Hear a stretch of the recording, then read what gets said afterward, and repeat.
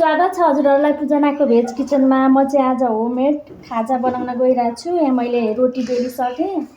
त्यसमा मैले आलुलाई उसिनेर मिक्स पुरै धुलाई अचार जस्तो बनाएर राखेँ। अब यसमा चाहिँ मैले अलिअलि पनिर कोरेको छु। यसमा चाहिँ म मिक्स गर्दैछु पनिर। म चाहिँ नयाँ आज मैले आइटम बनाउन गइरहेको छु। यसमा पनिर हाल्छु।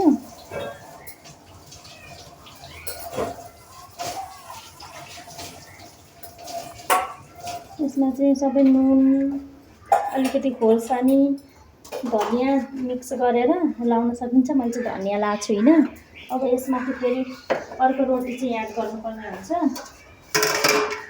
यसरी मैले अब हालेँ। यसमा क्याप्सिकम पनि राख्न सकिन्छ।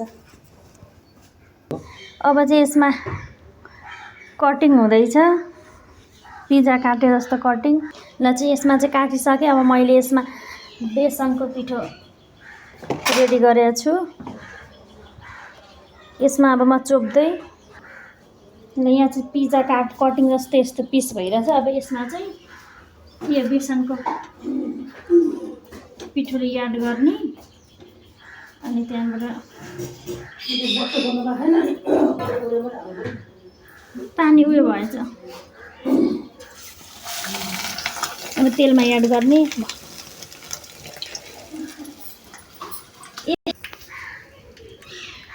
मैले चोपेको छु।